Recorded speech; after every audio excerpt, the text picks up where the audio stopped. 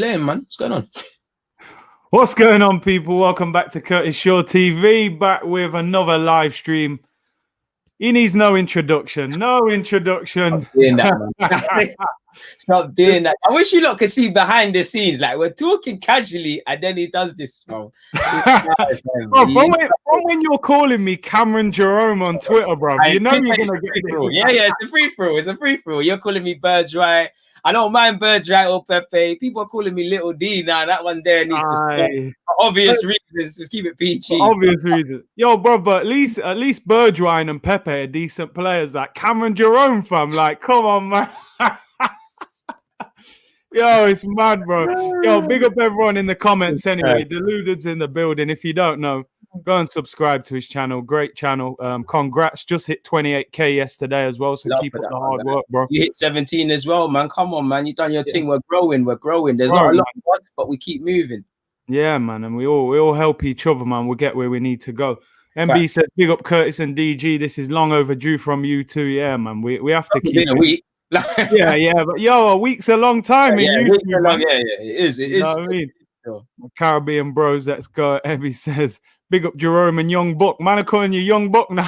I'm on to Laurie for that. You and Laurie were starting a madness. You see how you've got your AFTV minions on, man, now? You know what I mean? The G unit shout, innit? I'm killing me. I'm on Laurie for that one still. Yo, man, I'm telling you. But listen, I know you just did a great show doing a little Wolves preview with the guy from Wolves. So people go and check that out. Excellent show as well. I'm trying to go back to yesterday because I haven't really reviewed the game yet. Yesterday, you're encouraging them to make that one there stick, my guy. You knew that one was coming in, Jan. You knew that. Do you know what? In fact, before we get into yesterday, obviously I haven't spoke to you about this. Obviously Heavy D. I've spoke on it a few times, but yourself, a fellow AFTV, you influencer, if we like. You met Heavy D a few times as well, man. What did you make of that when the news broke? Bro, first thing is, obviously with how the world's been, it's upsetting, man. The man's in his 40s. No one deserves to die that early. He's still, he's gone early. He was a large man and he was a larger than life character. He very much reflected that. I wasn't too close with him, but you could hear him a mile off. He reflected like positive energy. He was a nice man, and he's somebody's father. He's somebody's uncle. He's something to someone. So it's upsetting, especially the fact that a man lost his life in his 40s. So I sympathize with his family and stuff. It did shock me, man. Should I be shocked? I don't know, because 2020 is just doing a madness. But it took me by surprise, man. It's upsetting, and I just hope his family get all the strength and positive vibes they can to somehow move forward. It's never going to be the same again, but yeah, man. R.I.P. Heavy D. Really touchy one, man. 100%, man. I echo everything you just said, and then obviously Maradona as well.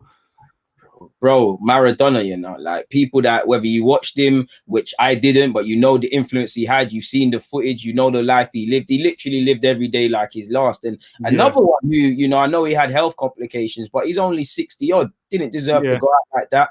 And it's sad, and it just means, just cherish every day like your last. I know this is the cliche things that people say when people pass, but you really have to live every day like your last. You can't really afford to sweat the small stuff, man, because everyone's gonna die one day, and some are gonna lose their lives before they should. So it's upsetting, man. R.I.P. Heavy D and Maradona, my guy, man. Yeah, man. Two greats gone. Like you said, man, you gotta make the most of every day.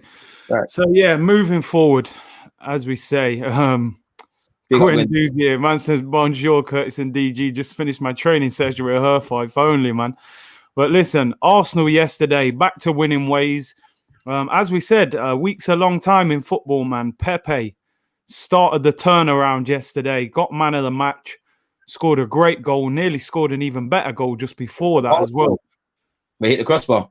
Yeah, hit the crossbar. Yeah, like, do you think, the red card was disappointing for him, but do you think this could be the turning point for Pepe moving forward in his Arsenal career? Well, I've got to say, it's got to be the turning point. Is it really a turning point? Because I can't imagine much has changed beyond he just literally got a red card. I feel generally people are making more of the red card than it is. I'm not excusing what he did in isolation in the game to Leeds, but because of the poor form, because of Arteta, you saw the media reports last week, bro.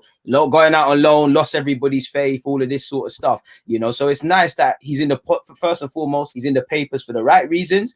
I don't want to say being out the side is going to help him because he's not played consistent minutes, but maybe that gives him a bit of hunger. His manager talked him up and publicly backed him, so he's retained his faith and he's given him something back. It has to be the turning point. You're only going to play the Europa League. We've got a tough run of fixtures, and he's put himself in a difficult position with that red card. Because if we go out and beat Wolves, and how fans are, if Nelson or Willian or Saka come back and they play well, man will say Pepe faces a fight, as they should.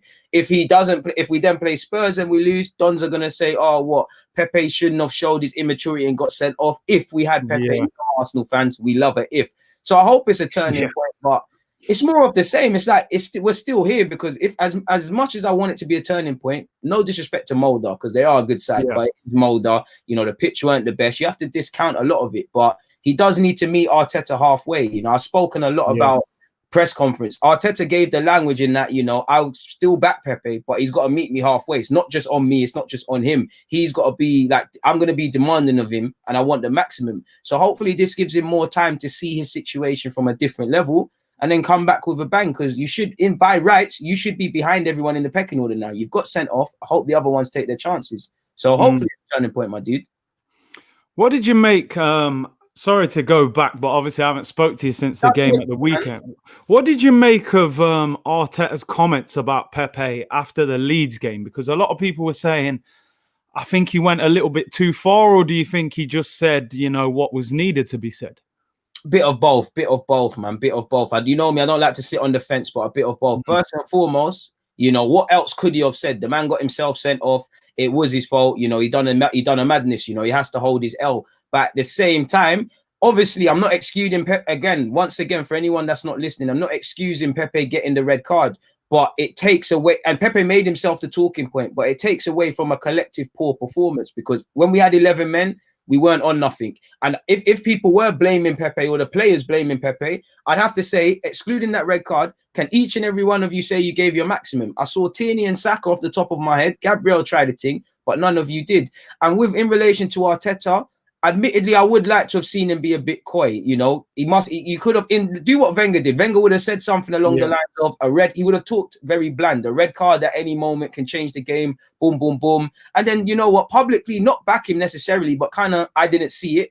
Get onto him in private. Get onto him in private. Draw him out in private because he deserves that. Agreed. I also think that was Arteta's kind of last. I think it's a bit emotional from Arteta because of the game, but it could have been his sort of last sort of rallying call, sort of like, okay, cool, I've kind of backed you in the press. Now I'm going to kind of hang you out to dry so you see what this is about. And then it could be that. But if next time round, I'd just say a bit less emotional from Arteta, but I am on the fence with that one, admittedly, Curtis, man.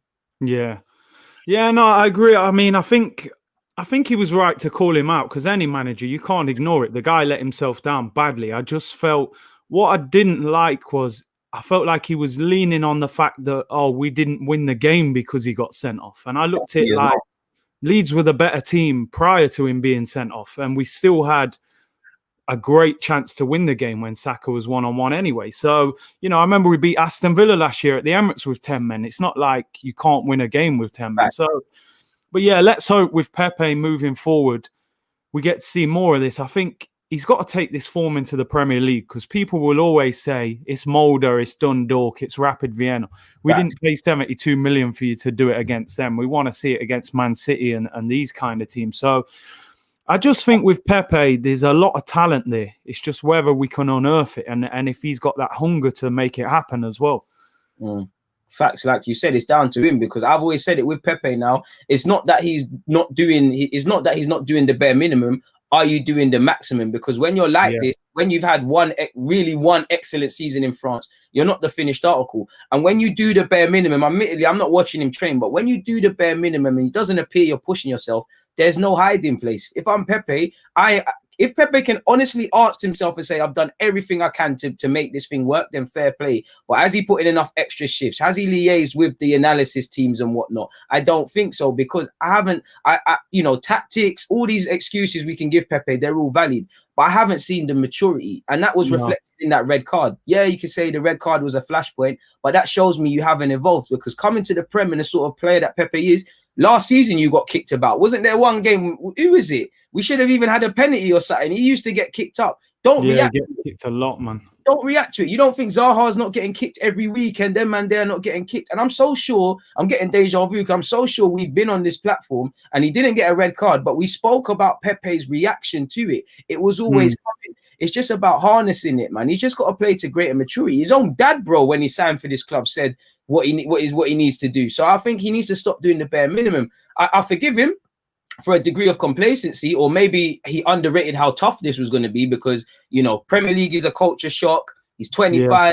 He probably thought, you know what, I'm going Arsenal now. I've got Aubameyang, Lacazette, the man them are there, the London aspect, all of these sort of things. So it's probably a degree of complacency. Maybe there's the saying, working hard, work smart, not work hard. Maybe he is working hard, because you see reports, and I don't know if it's propaganda, but reports come out saying, from Ornstein, that he's very loved in the team. He's one of the hardest trainers and that. Cool. If he's training hard, shouldn't he be training smart? So is he overexerting himself in something that's not going to be beneficial?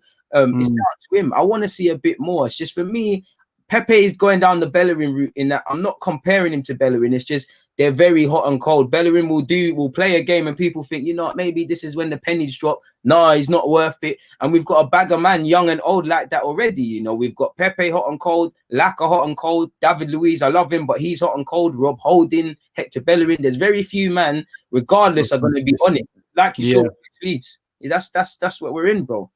Yeah. I think a big part of it, looking at, you know what, I always find myself defending Pepe, but sometimes you can't. But I think if I'm in Pepe's shoes, he finished the season well. He had a very good FA Cup semi-final and final. He finishes the season well. He's probably thinking, right, next season, I'm coming back. That's my spot. He comes back, and then you've signed Willian, 32 years of age. Willian seems to play if he's fit, no matter what. And Willian hasn't played well. He's played probably a good game and a half or something like that. So that probably even set him back a little bit. Like, I've been working hard. I finished the season well. Now I'm on the bench. And, I think he's got to come to terms with what the Premier League is about. Like you said, he's got to work a little bit smarter with it as well if he's going to be successful. MB says, DG Curtis, do you think a more counter-attacking style will suit Pepe, or in both your opinions, does it not make a difference? Well, clearly it would suit him. I think, like you said, just to go back slightly, I mean, we all know one luxury that Pepe wasn't afforded was playing consistently. And I think he might have shown a bit more if he was a bit consistent. Willian, like you said, he ain't scored a goal, 10 appearances. Can anybody rise up 5 games? He's played decent. You can't really. We'll give him the United one for the team performance. Fulham, he did his thing. But past that, he would be. Look at the counter-attacking moves we put together. I don't want us to be a counter-attacking team, but what we need to do is, like against Leeds, how open that transition is. Once we get that ball, have a clear attacking intent. Not just Pepe, but Aubameyang would thrive from all these players thrive from that. You look at the goals in the Community Shield against Chelsea as well in the FA Cup and against City. There's been even Palace away. Even Lacazette's been involved in the build-up. Pepe's thrived off it. The whole team has, In ice, these 18 pass moves, I shouldn't, off the top of my head, be able to just give them examples of where I've seen it. That should be happening in the game on a consistent basis. And then the one time it happens, it's a highlight thing. So man, it definitely would play better. Anything more closer to this to attacking football. Because Curtis, you made a great point last time we was together. You said the thing with Pepe, you see him coming short all the time and stuff like that, like at the halfway line, and he's having to drive at man, and he can do that. But they're clocking that. They know Pepe can guide. You just bear. It's like bumper cars. Bear a different man in front of it. You're gonna just hit brick walls, and we struggle to break down a low block. I actually have been impressed with that with Pepe, in that I thought when we was getting Pepe, he was just a road runner, very direct. He can actually do the playing tight, little bits and bobs. Yeah, like we just need to find balance, and we don't have that. I do think people go over the top with Pepe's criticisms because of the money we spent on him, and there's no balance when speaking about him. But he's gonna live or die by that price tag, man. He is, unfortunately, man. Viper says, thank you for the super chat, bro. He says, Curtis and DG, what front three would you like to see v Wolves? I'll let you give me yours first, man. Obviously, Pepe is suspended. Difficult one, man. I think if Willian's fit, Willian will play. But if it was up to me, and again, if Reece Nelson's fitness permits it, based on how you played on Thursday, I think you deserve a chance. Same way Joe Willock playing well, got his chance against Leeds. I think Nelson deserves an opportunity. You know, defensively, that might be the nod Willian gets, but I'd rather go with him. If Bukayo Saka is fit, it's very obvious that I'm going with him at left wing. And then I want Aubameyang through the middle. Obviously, we can't judge man on one game, but Arteta might go, well, you know what? I went 4 at the back. I went with my man through the middle. It didn't work. I'm going back to what I want to do, where he goes with Aubameyang on the left. I think Lacazette will get the nod based on last night. Lacazette was just a touch better than Eddie Nketiah. And then I think he'd go with Willian. So I do think it's going to be Laka, Willian and Aubameyang, funny enough. I'm not too sure. But my front three, you know, would be Saka, Nelson, Aubameyang through the middle, my guy. Yeah. No, I agree. I think give the youngsters a chance, man. These older heads who aren't doing it, man, just move them to the side sometimes, man. Right. Big up O'Malley with a super chat, bro. He said, I think Pepe needs to accept that he can be the best right winger in the league and play with that swagger and intensity like no one can stop me. And I agree with that. And this is a big reason, bro, why I wanted Zaha, because I know that guy's mentality is he probably believes in his head he's the best winger in the league. Or he thinks I'm up there with anyone in this league. And every fullback he plays against, he thinks, I'm ripping you to bits today. I want to see that kind of instinct and swagger from Pepe that, no left back in this league is going to deal with me. There's probably, how many good left backs are in the Premier League, really? Robertson, Luca Digne, and Tierney is your own teammate. Reguilon, there's not too many. Yeah, Reguilon. Yeah, you might have 4 good left backs out of 20. So Pepe should be ripping this league up, man, in theory anyway.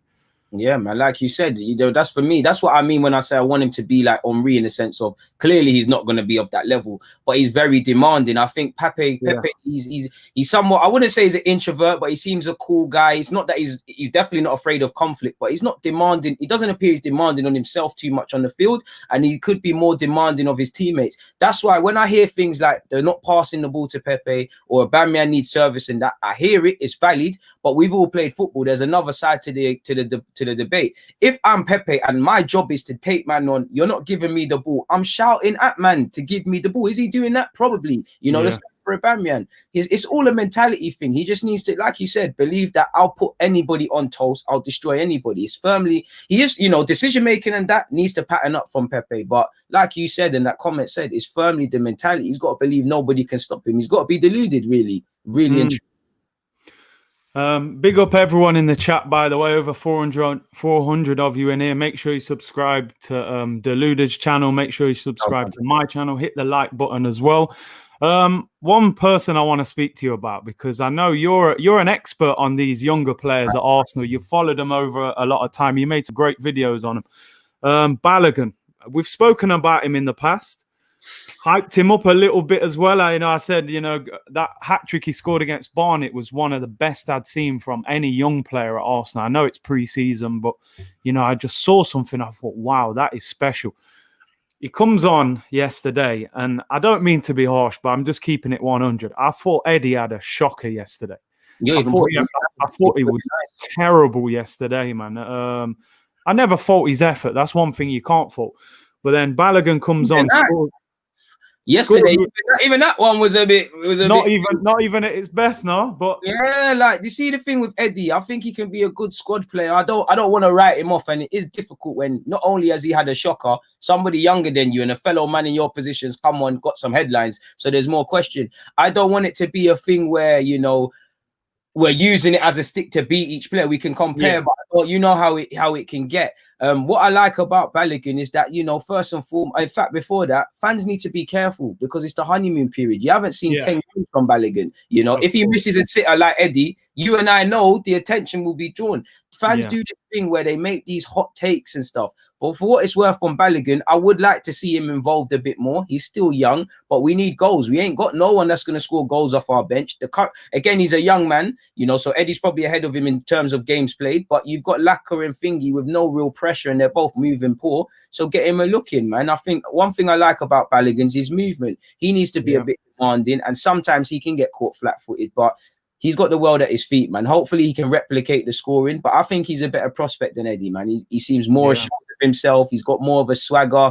The goal he scored, I'm sure you're a striker. The first half, tell me if I'm lying, yeah. The little efforts we had, sometimes that keeper is just grabbing it calmly, like nobody's challenging it. Eddie's got that. I mean, Balogun's got that goal because he's actually seen the space from early and darted into it, and Smith Rowe has met him. That's what I want to see. I do think Eddie's a bit selfish. I don't think Balogun is. I think Eddie stunk of a man that knew I need to do something or I'm not going to play, or a man that wants to tweet and Instagram the phone thing, you know.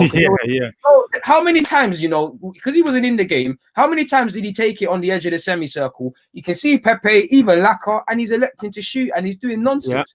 I'll always defend everybody, and keep it fair. But I think Balogun's got a higher ceiling, but he ain't played as much. So people need to be careful and really understand that Balogun's still developing. You know, you don't know what you're going to get from him in 10 games. Yeah, no, do you know? Yeah, I agree, because I think we can't get carried away when someone comes on and scores a goal. You know, we've done this before with players. We was probably doing it with Eddie not long ago, but I think with Balogun, every time I see him, I see a threat. I feel like he's going to cause problems. I see he looks quick. He looks aggressive. Even the way he turned that defender. Trust me, his general play is better as well. I was like, bro, I like that. And like you said, with Eddie yesterday, man, it looked like it was all about him. Now, I get it. You're a striker, you're at Arsenal. You're desperate to keep your place and score goals. But it stunk of desperation and a little bit of selfishness. Like, you know, there was times where, like you said, he could have just laid it to Pepe and laid it to Lacazette, and he's just kicking it against the defender. And to be honest, I thought he was lucky to play 80 minutes yesterday, because when I saw Lacazette getting dragged off, I was like, why? I can't believe he's took him off before Eddie, you know? What did you make of Laka? Because Laka looked vexed when he came off yesterday. He came off in relation to Eddie, just before I forget. Yeah, go on. Eddie showed me immaturity, you know. Anytime you put yourself above the team, you're showing me immaturity. Same way Pepe put his own emotions and ego with that red card. Eddie needs to develop. I still retain faith in him. I just think Tyrese, John Jules, and Balogun have more to their game. Like, Balogun could even do a job on the flanks, right? Temporarily right now. Tyrese could play as a 10. I don't think Eddie can do any of that. In relation to Lacazette, it's more of the same. It's a so-so one. It's like you showed me some okay moments, then it's like you was playing in the cage, doing this exhibition match, touching the ball more times than you need to touch it. You know, he's a bit passive. You know, I didn't with him and Eddie. You know, forgive me if I'm wrong. They didn't get substantial minutes against Leeds, so I thought both of you need to play well. I saw it as Arteta's giving you, man, a chance. You know, like I said, if Aubameyang goes back on the left, it's one of you through the middle. Whichever one of you, man, do the best, you're gonna play. And none of them grab their chances. And with Lacazette, it's looking like the beginning of the end if it hasn't been for him. And with Eddie, you know, you're looking at it again. He's contracted until 2022. I want to retain him and sign him a new deal just to keep our value. Could you sell Eddie? You know, could you get a 20 or something plus for Eddie based on what you said about Brewster and Solanke and these things, and then give Balogun a place to shine? Because that's one thing I'm going to be onto the club about. If you don't get 20 million off Balogun, Eddie and Nketiah and Tyrese John Jules minimum individually, we've got a problem, man. Do you know what I see with Eddie and Nketiah? I see a player that you can see he's dominated youth football. His record speaks for itself. He's scored goals at all levels. He's gone England under 21s. He's done the same thing. The two things you can say with that. Number one, he's played against people his own age the whole time. There's an age restriction. Number two, he's always scored goals. This is the first time probably in his career where he's not scoring all the time. Do you know what I mean? He's coming off the bench. In the youth team, he's probably starting every game. He starts for England under 21. So he's been moved out of his comfort zone, which is why I think that Arsenal are very poor the way they manage a lot of their young players. Because if Eddie was at Chelsea he would have had a year on loan somewhere and got 30 games, whether it was in Holland, in the Championship, in Germany. I just look at Eddie and I see an inexperienced footballer. I see a kid that hasn't played enough first-team football. So do you think he needs to go on loan possibly? It's one of them ones where I have to, when you look at Joe and when you look at Eddie, it's a touchy one, because I agree with you. He should have went out on loan. He should have I was screaming go out on loan when you came back from Leeds, because it didn't happen to you, go back out. If he's trained under Arteta and done well, fair enough, he's done his thing. But I have to question it, because do these players try and force the move to go out on loan? Do they? Because you look at Joe, you look at Eddie, for years they've been on the cusp of the first team. They've rejected it because they believe it's better to train and be closer to the first team, be in regards to their thoughts every day. And I get that, a loan spell doesn't help everybody. But like you said, minutes are currency. You go out and you play against men, for want of better words. You be out of your comfort zone. It's like Balogun. I've seen man score goals for fun. How can you do it against a centre half that you can't bully because he's stronger than you? You can't put in the air because he's stronger than you and he's better there. He's quicker than you. And that's the test. I think Eddie, minutes are currency. You look at Tammy Abraham. I don't think Eddie is a better striker than Tammy, but Tammy's experience, even the loan spell that didn't happen at Swansea, it weren't good. He had more fun at Bristol. How much did that set him up? I think he does need to go out on loan. If that's what I'm saying, from a selfish point of view, he should go out on loan. From an Arsenal perspective, as shaky as he's been, I think we have to keep him, purely because this is the squad we're moving with. If Lacazette goes and gets injured, we can say Aubameyang through the middle. But what sort of options have we got off the bench? I know there's Balogun, but we probably have to retain them. I think he should have went out on loan. You look at someone like Sheffield United, they were begging for a striker. If we put that to the table and said, yo, you can have him on loan or you can spend 20 odd million on Brewster, they still might have went for both. They might have went for either or they might have said, you know what, that 20 could be stacked on the next man. We do this thing. So they should have went out on loan, man. You look at Mason Mount. The guy. This guy must be thinking what I'm thinking. Yeah. You look at Mount. You look at James. You look at Tammy. They all got significant experience. Mount was playing Europa League and then Derby, and now look what he's doing. So you can't underestimate experience. And with Arsenal, I'm not going to say every loan spell works out for Chelsea, because I don't know that. The vast majority of their players are better than us. Are we picking the right loans? Because Smith Rowe, he went, and I can't really talk. I'll talk to you off it about it. But he went to Leipzig. Was that necessarily the best move? Reece Nelson had a good spot. Hoffenheim. We heard that there's loan managers and we're doing this apprentice dragon style thing where. Yeah. So how are you doing all of that? And then you're sending him to Bielsa and Leeds, and it's not working out. So really, you invested in the wrong project. So again, from that, we need to pick the right clubs. Are we picking the right clubs? You look at Matt Smith at Swindon, it's working for him. You look at Zach Swanson in Holland right now, he's not playing. So it's inconsistent. You even look at Trey Coyle. He started at Gillingham and now he's out of the squad. So are we picking the best houses of our players? Could we get more out of it doing a Vitesse or getting a Vitesse where we obviously, can loan a bunch of these players out and house them and have a sort of another football team within one, if that makes sense? That's something to consider. I think you make a great point. A lot of these clubs now, they seem to have these connections abroad where it's like a feeder club. I know Manchester City work with Granada, I think. Yeah, and in Spain. And then obviously Chelsea work with Vitesse Arnhem and that. I think, and as you said before, are a lot of these players not leaving on loan because it's comfortable? I'll stay at Arsenal on my nice training ground. I'll get a Europa League and a Carabao Cup. I'll pick up my wage. I'll train with Aubameyang.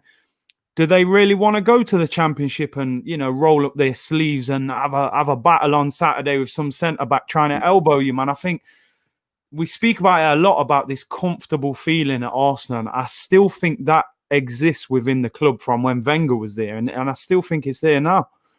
It's facts, man. And I do agree. Like, I do understand it. I get it. Like, I don't always feel alone helps you. I do think sometimes alone can move you further away from the squad. So I understand it when you're there, when you think, okay, why? Let me not go out on loan. Because if we look at it, I know Tyrese John-Jules is injured at the moment. But would he be getting opportunities in the same way Balogun's getting some if he didn't go to Doncaster? When you look at things like that, I understand it. But for me, I don't think these players are selfish enough. I don't know any of them like that, but I think they're too attached to Arsenal. With the Chelsea, man, don't get it twisted. Mount's been there for time. I'm sure they are. But it's like, it gets to a point with them. They're like, minutes are currency. I understand this is a dog-eat-dog world. I need to go and get some experience. If I'm not going to get here, I need to keep it moving. You don't get that with Arsenal. That's why we sort of get to this sort of moment where these players have potential. They're good players, but we don't know what they are. We don't know how to improve them. We're still saying the same things about them year on year, because that's what's going to happen with Joe Willock. You know, me and you always bang on about him in that 8 role when he looks mad. Any coincidence, he played further withdrawn yesterday and he was doing the madness. Are we trying to make him that? Or come Sunday against Wolves, is he back in that 10 position? We need to know the plans. When you look at someone like Reece Nelson, he should have went out on loan. But I understand why he wanted to stay, because he's backing himself now. And then obviously spots are awakening. And I hear that. But say you went to, maybe Palace ain't the best example, but Fulham, could you have had 9, 10 games in the league already? Definitely. It's a crazy thing. Just quickly rounding up the game yesterday, by the way. I'm just doing a quick player ratings because I haven't done it yet. We'll just go for it quick. Renarson in goal, what did you make of him? Gets a 5. Let me not be OTT, but I'm not going to lie to you. I know we focused on Eddie and Nketiah. They were the 2 players I felt were the most dodgy, because I can't be the only one. Renarson, he looks like a year 7. You know when your mum buys you big thing. You know when your mum buys the young you in goal. You know when your mum will buy you like two size up because she wants to make the money stretch. That's what. He's looking mad in the goal. You know, when he's clearing it, he's not coming with any conviction. I know you saw that sort of miss kick he was doing. Man. In the build up on 5 thing, man. 5. I've seen him run off his line and just miss the ball. Like he come out the play and just missed it. It's a 5 thing, man. When I'm watching him, all I'm thinking in my head is Leno, bruv. He can't get injured this season. He has to play every game. Bro, I swear someone at Arsenal, I don't want to go OTT, he kept a clean sheet and whatnot, but someone at Arsenal allegedly suggested signing him. Again, nothing happened in that game, but if someone suggested signing him and he's playing like that, are these coaches really trying to do the best thing and these scouts trying to do the best signings for us? It's a bit mad. It's a bit mad. That was a mad one. Another player that we're still trying to figure out why we signed him, Cedric Suarez. Do you know what? Yeah, I'm onto him. I'm his harshest critic, but I think he was all right yesterday. He was all right yesterday. Yeah, I'll give him a 6, maybe a 7. I say a 6. I think he actually worked very well with Pepe. I think he tried to go forward. You know, his cross is always hot and cold. The pitch wasn't the best. Nah. 6. I give him a 6. He was steady in it. Obviously, David Luiz came off injured, so probably just 5, 6 for him. I actually feel Luiz, based on what he played, a 7, to be fair with you, because he actually was trying to pass the ball forward, like trying to break the lines. Is he injured? Because he came off. He came off with a knock. Yeah, I mean, I think David Luiz should be playing ahead of Rob Holding. I think he's better than him. I think he helps. He helps Gabriel more. He's probably one of the best passers of the ball at the club, even including the midfield. He is. There's no probably. He is. And the thing is, one thing I'll give Luiz, as calm as he can be, he'll take the onus. Like as poor as he can be, when you could see in a couple of games when we clearly can't break a team down, he'll be the one to at least try to pass, and that's what I want to see from everybody. At least try, man. So yeah, man, I think Luiz did all right with what he did, man. He did do all right. Mustafi, I mean, do you know what made me laugh, right? At the end of that game, he ended up with the armband on. And I'm looking going, this guy's leaving in the summer on a free. He rejected a new contract. You know, he should have never been offered one. But, oh, man. I mean, he didn't play too bad, but what'd you make of Mustafi? 5 or 6. You know, I'll give him a 6. He wasn't tested really. Clean sheet on it, yeah. Yeah, I didn't have to say his name, you know, out of sight, out of mind. You didn't play. You did your thing. Like, you did what you needed to do. What about Ainsley yesterday? I might even give a 7 to Maitland, you know. I don't think he was tested that much, but I think he did right. Probably between a 6 and a 7. I'll give him. I'm a biased guy to Maitland, so I'll give him a 7. But he got forward. He got forward well. I thought he linked up with Nelson well on that left. Yeah, you know what? I'll give him a 7, man. Yeah, you know what? The 2 centre mids, Xhaka. 6, but 6, 5 again. It's a. You played all right in it. You tried to break the line. You weren't really tested. You didn't do anything like superstarish. A 6, you know, 6. It could be a calm 6. You know, it's maybe a 5. I'll give him the benefit. He's one of them players you just don't notice him anymore. I don't know if that's a good thing or not, but it must be a good thing, man. It must be. At least he's not getting sent off, man. Joe Willock. 7. You know, I'll give him an 8. You know, I'll give him an 8 just for 2. It should be a 7. I'll give him a bonus point for getting 2 assists. I think there was 7 because in the first half, if we say there's like 2 halves of the first half, there was a moment he went a bit quiet, but I liked what he brought to the table. I'll give him a 7. I'll give him a 7 Still, I think that ball to Nelson, that's a great ball. He makes that look easy as well. fantastic pass. It's a great ball. Reese. Nelson, I'll give him an 8 as well, because away from his goal, I think he looks good from start to finish. With him, he does look a bit like he needs to polish himself. You know, he's doing the right things, but he's going over the bar. He's, you know, there was one good, lovely 1-2 with Lacazette, and he just couldn't find the post. I'll give him an 8, man. I think Joe and Reece Nelson did their thing, man. I think he took his chance still. I'll give him an 8. Deserved his goal. Pepe, man of the match. Man of the match, 9. It's got to be a 9. That's the way you answer your manager back, man. That's what you do. Facts. Like you said, you know, you're in the headlines for positive reasons. You shut people up. You've saved some of your manager's face. You've got a goal. And I look at Nelson and Pepe, not necessarily just the goal. It's like from start to finish, who looked like they were going to do something for me in this game. And I think it's Pepe. You could even, I see someone in the comments give him a 10. You could even say that, because just based on, obviously you have to discount it. It's Molde, it's Europa League in that, but couldn't have asked man for anything more. So I'll give him a 9.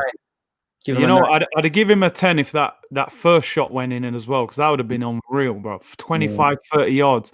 He needs to produce that in the Premier League, man. He's got 2 more games in the Europa League where he can get his confidence, Rapid Vienna and Dundalk, and then come back for the Prem. The 2 strikers, I mean, these numbers are not going to be high, man. We'll start with Eddie. What? Bro, Eddie's got to hold a 4, bro. Like, Eddie's got to hold a 4. Like, and that might be being nice. He's snatching at chances. For me, the one thing that annoyed me with Eddie the most is the greed, bro. You as a striker, you know how stupid that can be. If you better score. You score. Yeah. He's doing it bare. I don't mind the one brainless decision. Everyone's allowed one, but you're choosing to do that. He never grabbed the game by the scruff of its neck. I'll give him a 4, man. I'll give him a 4. I think, like I said, Runnison gets the luxury of not conceding a goal and whatnot. But Eddie had too many clear-cut chances. That one where Pepe set him up. Come on. Oh, my God. Come on, bro. Come on, fam. Why is he doing that? Like, he's got to hold that, man. He's got to hold it. Bro, I'll be honest. I'm giving him a 2. And I'm saving his face. See? You're being... I thought he had a shocker yesterday, man. Like, that... Like, missing the chances is not even the problem. Like, we can all miss chances, but like you said, the greediness when the man's just, there's a defender a yard in front of him, you're just kicking it straight at him. And even when Nelson scored I looked at him and I thought, you don't really look like you want to celebrate. Like, I know, you know, you want a goal, but he looked kind of vexed. And I was like, you got to put the team before yourself. It's horrible. I've been there as a striker, even at the level I've played. Like, you're having a bad game and the next man just scores and you feel vexed. You have to put the team before yourself, man. To be fair, did he not get a goal ruled out for offside? Yeah, he was offside. I thought he was on there, but yeah, like you said, you've got to, and that's my point I was saying earlier, bro, about the maturity. It's like Saka isn't perfect. Of course, Saka makes the wrong decisions at times, but he will, if a man's in a better position, he's gonna pass it. And that's the sign of becoming a complete player. You've got to make better decisions, and Eddie hasn't. Now, how are you gonna get more opportunities? Bro, I can't complain. I think it's a 4. If man are saying less than a 4 and a minus, you know, Gwendolyn, you know, it's gonna be an awkward one where you return for preseason, my guy. What I mean? He's onto it still. He was playing like a kid, bro. I'm telling you. Hey, big up Babs as well, man. Babs in here. Rather see Balogun start over Eddie at the moment. Jeez, man. I think most people would. No doubt about that. Lacazette, last one, by the way. Lacazette. Man's giving him -10. Bro, I'll give Lacazette. You know what? Lacazette can grab a 5 because I think he was poor, but I don't think it was that deep. Like I think he done some all right things. He defended well. You know, he's playing in that 10 role. He was a bit involved. I just feel where Lacazette let himself down, it's just too many touches. It got like he was treating it like an exhibition match. Like this is some pre-season. It's just, yeah, man. I don't know, Curtis. You know better than me as a striker. What the hell is happening with Donny? Like, I don't know, man. He's moving mad. I think he's done. I think he's done at Arsenal. I think Lacazette, between now and the end of the season, you've just got to manage him. Maybe he'll start the odd game where you need his hold up. You bring him off the bench some games to nick a goal. I think he's gone in the summer. I think you get him back to Lyon for 20 mil, maybe if you're lucky. Maybe you swap him or something like that. But I just think he's done, man. Is that at that rate? If you're going to sell him for 20 mil, I hear that with selling him and getting money. But is it worth that, or just let him run down his deal, in which he'll be 31 or so when it's done? You know, you could use him in the squad. I don't know. That's a question Arsenal need to answer. I think the answer's already been written, in the sense of there's no issues. You know, there seems to be no talk of signing a new deal. He's contracted until 2022. Saka and Aubameyang got theirs. There's dead silence, it appears, over Laka.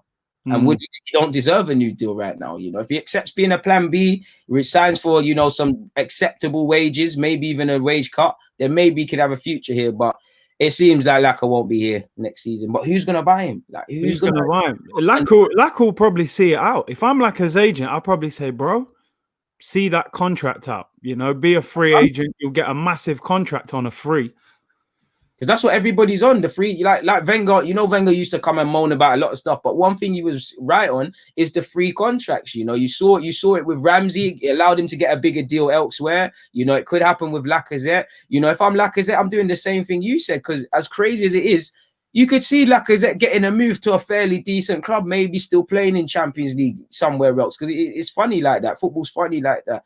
He has to ask a question, you know. I know when we speak about leaving, we spoke about him wanting to play Champions League football, but I'm looking at it from a headspace now. Like, you're very low on confidence, you know. He's very much on Twitter. He knows fans don't believe in him. You need to go somewhere where they believe in you, and that could be back to Lyon. You know, it would be quite a fall from grace, but, you know, we'll see. Yeah, what about just quickly through the subs? We're not really going to go into them too much. Obviously, Balogun and Smith Rowe mainly we'll look at. What do you make of them two? Like Smith Rowe, again, someone you've spoken about a lot. Do you think he's got a space to get into this team, or do you just see him maybe being loaned out in January as well? It's got to the point now where, one, he's got to stay fit. Fitness has been his issue, but like it's like with Joe, with Eddie, with Smith Rowe. These men need to just seize their chances. Opportunities are coming now. We've had suspensions, we've had injuries, we've had all these things. Gaps are opening now. There's pressure on wing positions now. So Nelson needs to keep playing well. They've got it's just down to Smith Rowe. It's there for him. It's there for the taking. Obviously, there's a lot said with Arteta and young players. It's there if he wants it. You know, he needs to be given opportunities. You'd be inclined to believe he's going to get more opportunities, maybe even a start in the Europa now that we've qualified. Hopefully, he's on the bench in the thingy in the league. It all depends, because tonight we're playing. I don't remember who we're playing, but we are playing. If he's involved, then we won't see that. But I think he's got a role. The thing that concerns me is Arteta spoke very highly of him in the summer, spoke very highly of him during the window. I mean, during his loan, and said he wants to work with him. Now he's been injured. Now I'm going to see if you're going to back your chat. Obviously, the season, you can't always throw a man in, but it's a bit like the Saliba business for me, like waxing lyrical about Saliba. He's come now, and lo and behold, the language has changed. So there's an opportunity for him, but he needs to grab it. He needs to grab it. They all got to just do what Saka does. Grab the opportunity. I just want to quickly ask you, a lot of people there talking about Lacazette. If Lacazette goes in the summer, do you think we need to buy another striker to replace him, or do you look at maybe Martinelli as a potential replacement? And if you did want to buy someone, who would you potentially look to go and get? It's a techie one, because obviously we can't buy established strikers, and off the top of my head it's different. And I know Edouard didn't play too well against for Celtic yesterday in the Europa. He missed the sitter. He's someone I'd look at. I like Dembele of Lyon, and I'm looking at these guys to be like squad players, plan B strikers. Of course, I would like the higher echelon of them, but I'd say someone along those lines. Admittedly, my bias was if Lacazette was to leave tomorrow, like literally leave tomorrow, and you say, DG, who do you want? I'm more trying to get a goal-scoring winger, you know. I just think let's just get one striker, one bench striker. We got 2 goal-scoring wingers, and we move from there. But I think people underestimate in football plan B strikers, a striker on the bench. So I probably would sell him and try. I just like Edouard of Celtic. I think there's some development in him to be done, but my thing will probably change. So yeah, man. I'll throw out 2 names to you. Just let me know what you think quick. Memphis Depay and Danny Ings. Would you take any of them 2? Do you know what? Danny Ings, I'll take him, you know, again, in line with that plan B and stuff. And again, I'm not expecting him to be the guy. What I'd hope is that within the next 3-year period of Aubameyang's contract, we can now scout a striker and look at them and say, yo, they're going to be good. Like, look at João Pedro of Watford. I'm not saying he's going to be a star, we should buy him, but he's a striker I like a lot. Are we going to watch people like him for the next 3 years or something and say, cool, the minute Aubameyang goes, let's go for him? I wouldn't mind Memphis Depay. He can play up front. I'd more want him to play centrally, to be fair, but he could play on the left. Danny Ings, I'd rather Danny Ings, to be fair, you know, just because your striker. There's nothing, I know he can play. Depay can play up front. He can play on the wings. But Danny Ings is a striker. I saw a rumor that apparently we tried to get Danny Ings in the summer. I don't know. I saw that as well. Yeah. Someone credible, or is it just how Twitter is? Yeah, People, I don't know, man. These ITKs sometimes, man. Yeah, someone's saying here Depay's out of contract in the summer. I mean, but the outlay. I mean, with Pepe and Aubameyang and Laka, we've got the drip. They'll look good in the video. Yeah. London lifestyle and that. I would take him, but it's like I'd rather Danny Ings really, as great as Ings is, as Depay is, just because I think Ings is more what we need. Like Depay is probably a better player, and I'd be more happier with him. But I just feel Ings would solve more of a problem. We signed Memphis Depay. We're looking at it like, what is he sort of thing? I want players that they kind of dash your role sort of thing. I would take. I suppose the problem is, them man Ings, Depay, or them, and are they going to want to come and play second fiddle to Aubameyang? This guy is saying Antonio. Would you take Antonio as a backup off the bench? Because he's a problem every time he plays against us. I mean, big up to Mikel Antonio, because I've actually met him. He's a very cool guy. I was bantering him and whatnot, and he's giving me a signed shirt. But man, I hear it. I hear it, but man, no, man. I would do a lot better than already some of our players, but nah, man. Like that. I just wanted to quickly talk to you about January and potential transfers. I read a story today that Aouar's been axed from the squad this weekend for Lyon. Apparently, he was left on the bench for 90 minutes at the weekend. They played Angers, who Adelaide used to play for, and he was told to run after the game, do a running session, and apparently he refused to do it. He said the pitch was in such a bad condition, he didn't want to run on it, and they've left him out the squad for this weekend. Obviously, it sparked rumours now saying that they may cash in on him in January. He hasn't played that well this season either, they're saying. Would you go back for him in January, or would you go maybe with Szoboszlai? We've seen Ericsson links, Isco links. Who would you like to see us get in January to... Obviously, I'm being a bit greedy here, but I'd say both, man. I mean, Szoboszlai, it seems like there's more of a tussle for him. Arsenal are linked, Spurs, Madrid, German clubs. I think, based on price tag, Szoboszlai, 25 million euros, get that one done. It should be a non-brainer. I love Aouar. Like we spoke about before. I think when you look at Aouar, when you look at Upamecano, how much has the speculation about their future last summer affected them right now? Like you said, he's playing too good. For whatever reason, I should do a video on that really as well. Thanks for plugging him, man. There you go, man. It's a weird one, my guy, because again, why didn't he want to warm down if it's the pitch? I get it, but if that seems like one of them where there's been a load of disagreements and that one's peed him off, sort of thing. Yeah. If there's a glimmer of hope, let's get it done. You'd imagine there's a chance to go for him, man. But yeah, man, I'd go for both of them. But it is what it is, man. I'd rather us try and commit to Szoboszlai than do the shenanigans with Aouar. But it is what it is. The thing is, do you know what's funny? A guy was on here the other day from Hungary, and he was saying that Szoboszlai predominantly plays off the left and kind of tucks inside. So he was like, saying, I don't know where you would play him in this Arsenal team with like Saka on that left-hand side. So where would we actually play him? And because we'd have to probably change the system to fit him in. And that's where I was saying when we spoke about Szoboszlai before, and I said he'd have a lot to work on if he's going to play in that withdrawn role. If he could play off the left, I do think he could play in midfield. He'd have to learn. Good footballers can adapt. He has to be able to adapt. I think he would thrive. Of course, you would like a 3-man midfield and maybe him in an unofficial 10 being a sort of, he's free to go up there like an 8.5, not quite a 10. That's what I'd like to play him. But I wouldn't mind that whole Phil Foden sort of thing, that wide playmaker inverted role. He can do that. It's, you adapt the systems. You sign a player and you know how he's going to fit in. Many people are saying, how the hell is Jota going to fit into Liverpool? He's found the way. The best player. And it's down to the manager to have some real IQ in relation to the player you're signing. In relation to Isco, that one there's a non-starter. I would be entertained to take him on loan, similar to when you asked me about Ericsson, but you can't. It's going to be costly, and we've got Ceballos on loan. So can you do both of them? Does it make sense? No, I'm not sure.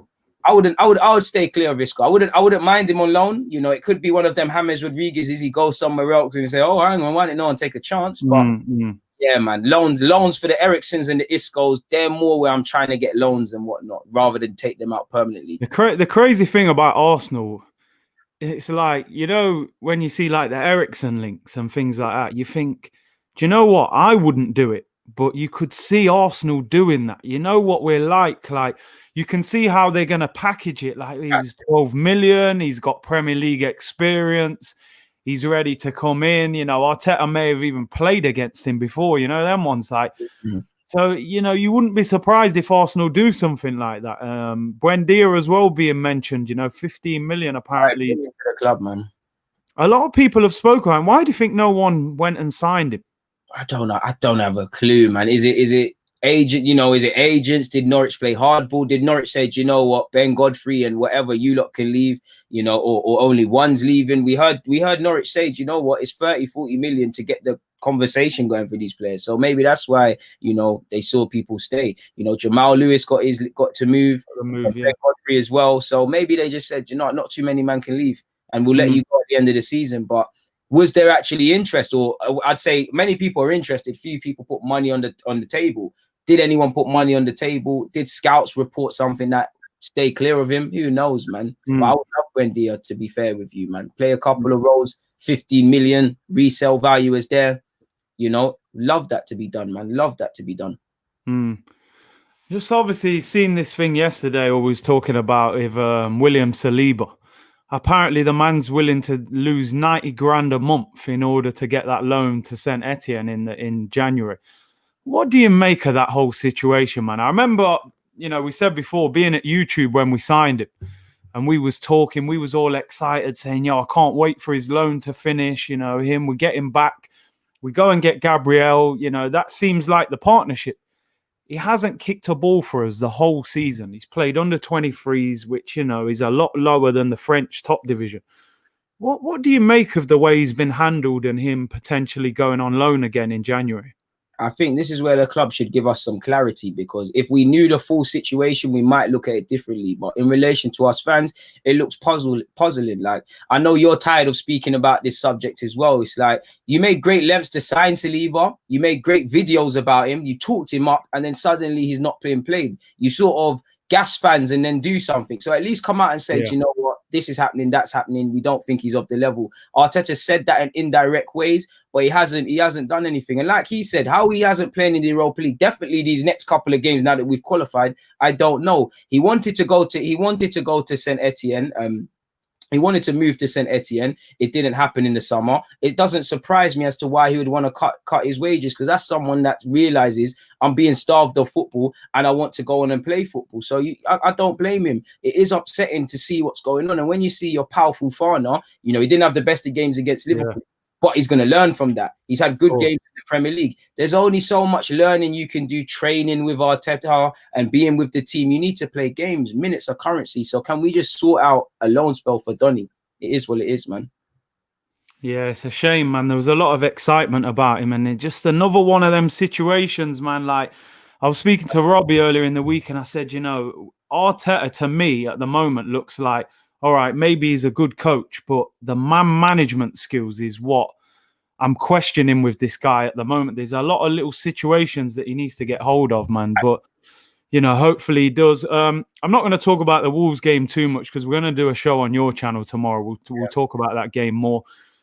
Since the Leeds game, obviously, I spoke to you after Aston Villa. Did that Leeds game give you any more hope that Mikel Arteta can get things right? I mean, he changed the formation. He put Aubameyang through the middle. He tried a few things, you know. Maybe he was unlucky that Pepe did get sent off. Maybe we would have won that game. Who knows? You know, do you think he'll stick with that formation going forward? I mean, everything of what you said and the many different points, fully correct. And I feel looking at that game, with us coming back from the international break, with the injuries to El Nene and Partey, it was always going to change things. Like you said, you know, he switched it to a 4 at the back. He went with Aubameyang through the middle. You know, a bit of that was needing to change for obvious reasons. It didn't work. It's not going to change overnight. I still would like to retain a 4, maybe not necessarily for the game against Wolves, but long-term 4 at the back and playing Aubameyang through the middle. It didn't work. And that's what I was saying at the start. I think he might go back to saying, you know what, Aubameyang back on the left, Lacazette through the middle, Willian there, you know, but he has to be he has to have common sense, because he must have known when he took the job that whatever he wanted to install wasn't going to happen. And I think it comes back to simply the system. We can play 3, 4, 5 at the back. If the intention of this football team is not to go forward and try to score goals, then we're going to sit here and say the same thing. Whether Liverpool City play 5 at the back, my guy, as you know, you still ask questions, but the intent isn't going to be too different. They're still going to go forward. The principles are going to do the same. When it appears that we've just focused so much on defending, and it was central to our plans, and you've got no attacking going forward, and I'd actually say, as much as I like how we've improved, people move like we're a prime Italian side. We're not a great side defensively. No, we're not. We're not at all. It's not sustainable. Like, it's not sustainable. He should go with a 4 at the back. The Leeds game ain't going to give me confidence, because it's the same old, same old. It's the same old question marks over the manager. And you saw the players, like Pepe got sent off. I'm not using that as an example, but it's same old, same old. It's like, I'm looking at that game, you know, I'm looking at, if I'm Xhaka or Ceballos, go out there and give your manager a headache. Play very well, because the 2 first choice guys are not involved. Pepe, you forget the red card.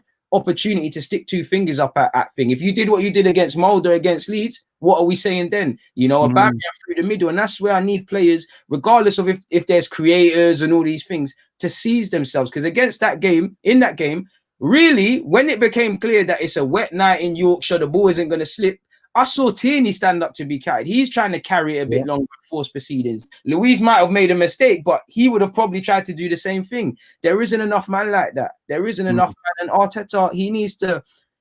I don't expect everything to be finished, but I must admit, being 10 months into the job, I wanted to see your DNA and your blueprint on the team.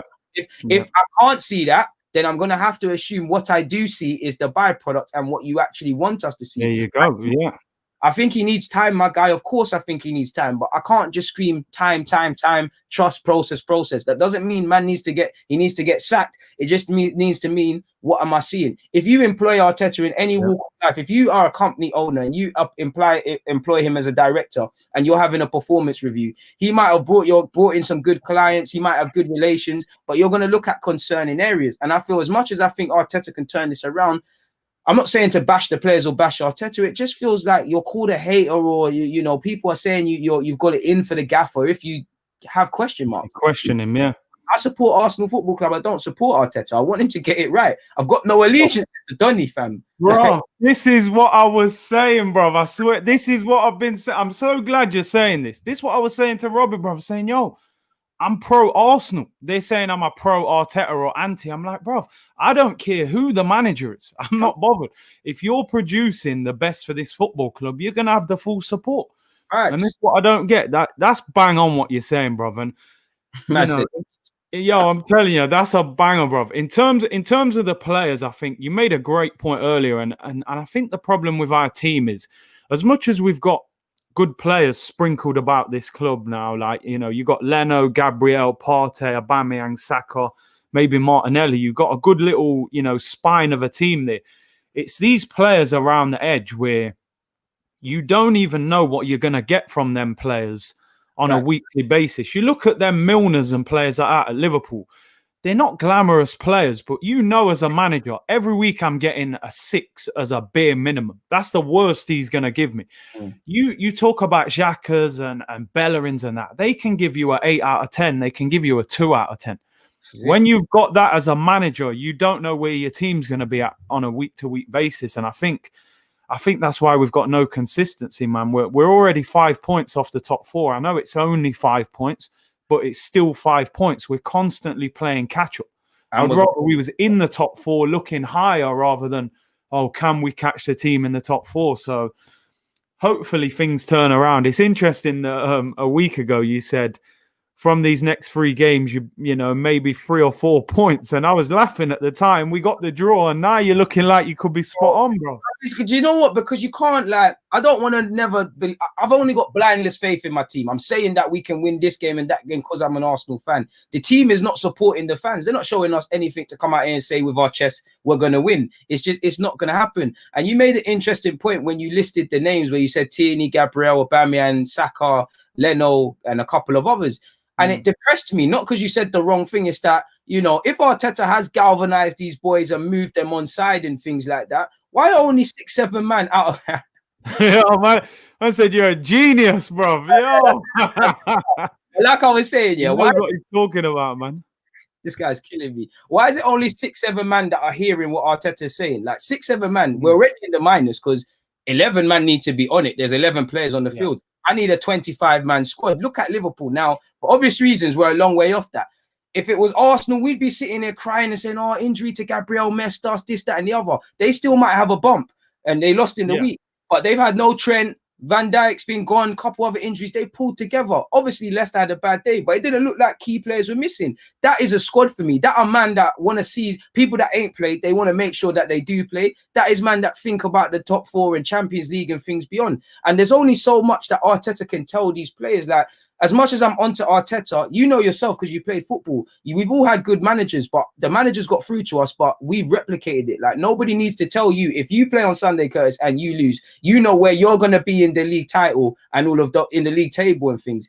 Do these players? Because what annoys me is, especially when we're playing after everybody, like, I don't know where we're playing. I assume we're playing after everybody because we're playing 7 or something on Sunday. We are, yeah. We always choke, bro. We always choke. You know what everybody's done. You know, last week Spurs are laughing because they took points off City. We buckled it. Everyone else did. You mentioned a fantastic point. We already dropped 5 points. That's the maddest thing because in isolation, it's not that much. But we're going to drop 4 points, and we haven't got the word you said again.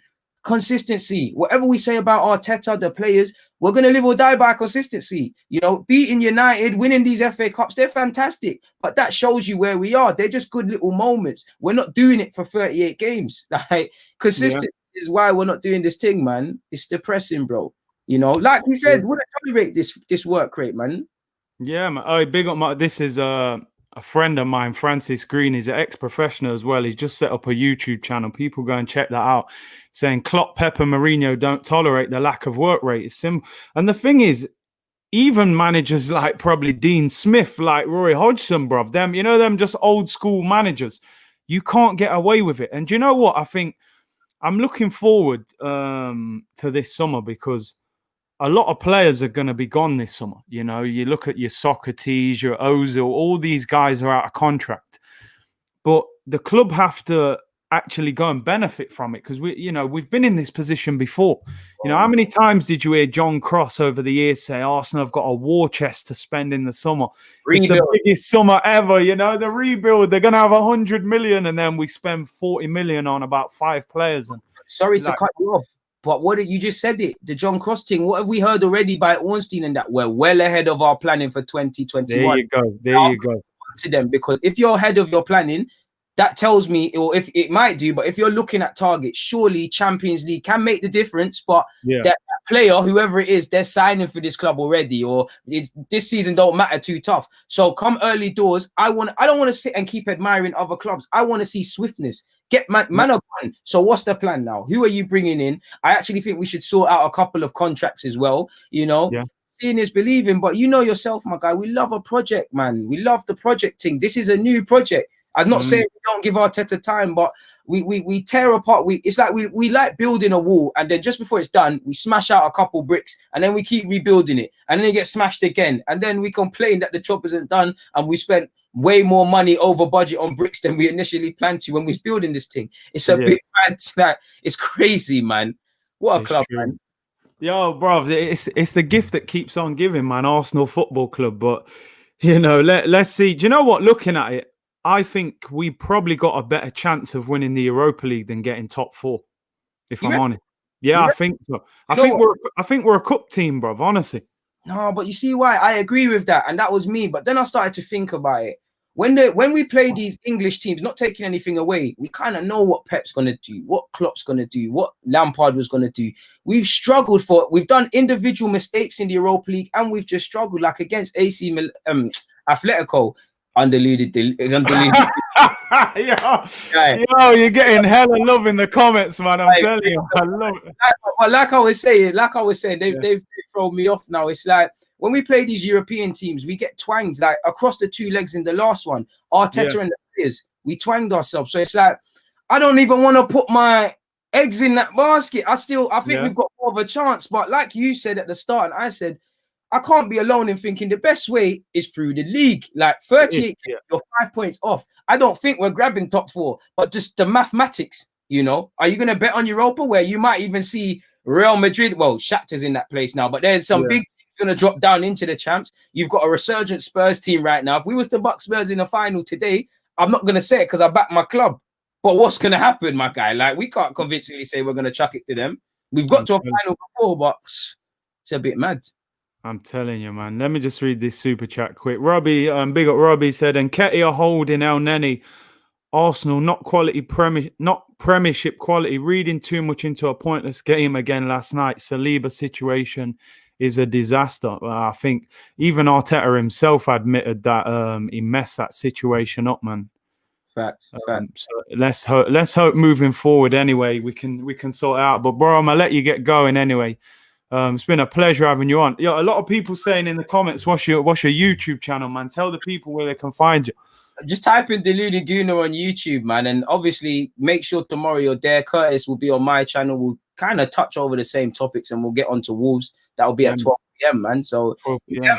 Deluded Gooner. It's dead. Well, that's my Twitter. You know, type in Deluded Gooner on YouTube. You'll find it all, man. So yeah, man. So there, man. Yeah, subscribe to my boy, Deluded. Great channel, man. He puts out loads of content. Work rate's crazy, bro. This guy. You know what I mean? Subscribe to my channel. Hit the like button. Yeah, we'll be back on Deluded's channel tomorrow, 12 o'clock. Previewing the Wolves game. So everyone take care. Big up for coming on, bro. Appreciate it. And I've got time for good content, and we need to keep pushing. There's, you know, we're almost fighting a losing battle. We're Arteta's ourselves in our YouTube channels, man. So I really love how you obviously, you know, got 17K, and obviously I've got 20 odd now. We're just gonna have to, you know, we're gonna have to take the stairs to success. Everyone else's journey is different, but we're gonna keep doing this thing, man. Like, let's just keep pushing it and doing these collabs, and, you know, keep pushing the content, man. It gasses me when I see you subscribe, and I'm seeing 500 odd people in it. It gasses me, man, that you're doing this. No, you should be having 100K plus subscribers, 1 million, and all them things, my guy. But it's all time. In good time, we'll get there, man. Just keep plugging away. We'll get there, man. No worries. Facts. Yeah, Facts. Take care, bro. Bless everyone in the comments. Done.